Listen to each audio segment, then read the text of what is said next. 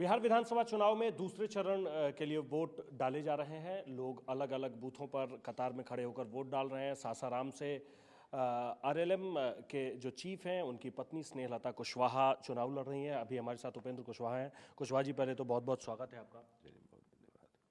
पहले चरण में जिस तरीके से वोटिंग हुई, खूब लोग आए, वोट डाले। दूसरे चरण में भी वोटिंग लगातार जारी है। तो पहले चरण में जिस तरीके से वोटिंग की गई है, उसके बाद आप लोगों के पास क्या रिपोर्ट है? रिपोर्ट बिल्कुल चकाचक है।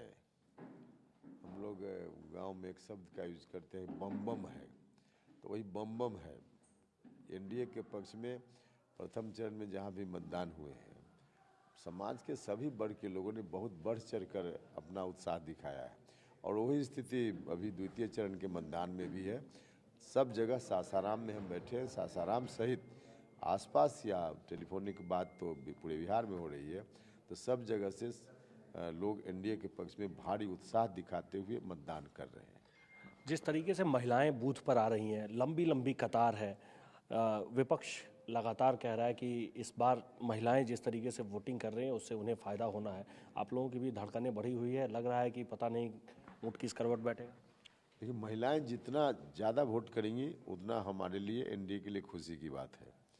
महिलाएं तो सबसे ज़्यादा हमारी सरकार से खुश हैं।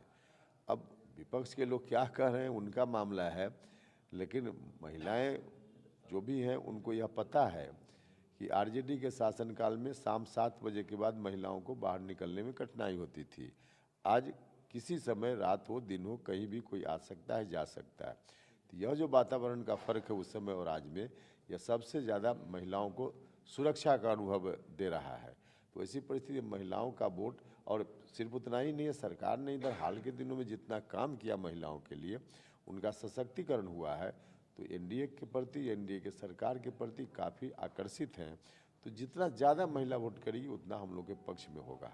नहीं, ये जो विपक्ष की तरफ से कहा जा रहा है उसके पीछे एक मजबूत तर्क बता रहे हैं।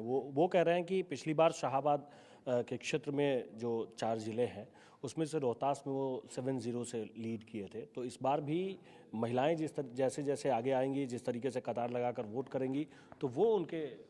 देखिए, उस समय जिन कारणों से परिणाम उस तरह का हुआ था, उसको महिलाओं की ज़्यादा उनके द्वारा वोटिंग किए जाने से जोड़ कर लोग देख रहे हैं, कोई मतलब नहीं इसका। उस समय एनडीए जो हारा था, उपेंद्र कुशवाहा भी एनडीए को हराने में लगा हुआ था। चिराग पासवान जी भी लगभग उसी स्थिति में थे। तो वोट का डिवीजन हुआ, जिसके चलते एनडीए उम्मीदवारों की हार हुई। इस बार चिराग पासवान जी भी, उनके लोग, उपेंद्र कुशवाहा, हमारे लोग, सारे लोग एनडीए के साथ इंटैक्ट है, इकट्ठा है, तो फिर कहाँ कोई मामला बनता है। और दूसरा, महिलाओं का जहाँ तक सवाल है, हमने कहा कि महिलाओं में तो ज़बरदस्त आकर्षण दिख ही रहा है एनडीए के प्रति, सरकार के प्रति। तो इसलिए पुरानी बात के आधार पर अगर विपक्ष के लोग अपना लड्डू मुंह में फोड़ रहे हैं तो उनका मामला है, मुंगेरी लाल का हसीन सपना है। इस बार एनडीए के पक्ष में आप समझ लीजिए कि अधिकांश सीटें इस इलाके की एनडीए के पक्ष में जाएंगी। डिप्टी सीएम को लेकर के भी एनडीए में बातचीत शुरू हो गई है। चिराग पासवान ने कहीं कहा, आपके पास भी कोई ऐसी रिपोर्ट है या फिर आप भी कोई दावेदारी पेश कर रहे हैं? नहीं, देखिए, अभी मतदान का प्रोसेस चल रहा है, मतदान के संदर्भ में ही बात होगी, बाकी बात बाद में। दिल्ली में ब्लास्ट हुआ है और अभी जांच एजेंसियां काम कर रही है, लगातार उस पर जांच की जा रही है, छापेमारी हो रही है। लोगों को सतर्क रहने को भी कहा जा रहा है और जगह जगह पर में सुरक्षा व्यवस्था भी बहुत कड़ी कर दी गई है। लेकिन इसका असर बिहार में जो दूसरे चरण का मतदान हो रहा है, जगह जगह वोट डाले जा रहे हैं, इस पर में आपको लगता है कि इसका असर पड़ेगा? देखिए, जो कुछ भी वहाँ घटना हुई है वो तो दुखद घटना है, और सरकार, भारत की सरकार उन चीज़ों को देख रही है। जांच की प्रक्रिया की शुरुआत हुई है, क्या उसमें इफेक्ट है, बात आएगी सामने। जहाँ तक यहाँ चुनाव में उसके प्रभाव का मामला है, सीधा प्रभाव उसका नहीं है, लेकिन कई बार उस तरह की घटना के बाद विपक्ष के लोग, कांग्रेस के लोग हों, आरजेडी समाजवादी पार्टी के लोग हों, इस तरह का स्टेटमेंट देते हैं कि लगता है कहीं ना कहीं उनका ही बचाव करते हुए कांग्रेस के लोग या महागठबंधन के लोग दिखते हैं। तो इस तरह का जो उनका स्टेटमेंट होता है, उस स्टेटमेंट के खिलाफ रिएक्शन होता है। वैसा रिएक्शन निश्चित रूप से एनडीए के पक्ष में चला जाता है। तो उन लोगों के स्टेटमेंट, उन लोगों के बर्ताव व्यवहार के कारण निश्चित रूप से थोड़ा फायदा मिलेगा। इंटरनल सिक्योरिटी पर में भी तो सवाल खड़े हो सकते हैं। नहीं, उसके लिए तो हमने कहा कि सरकार की जो एजेंसी है वो जांच कर रही है, उसमें क्या फैक्ट है नहीं फैक्ट है तो वो लोग बताएंगे ना। एनडीए की तरफ से कोई नंबर आप अपने तरफ से बताना चाहते हैं? अब चुनाव तो लगभग खत्म हो गया है, कोई एक आंकड़ा?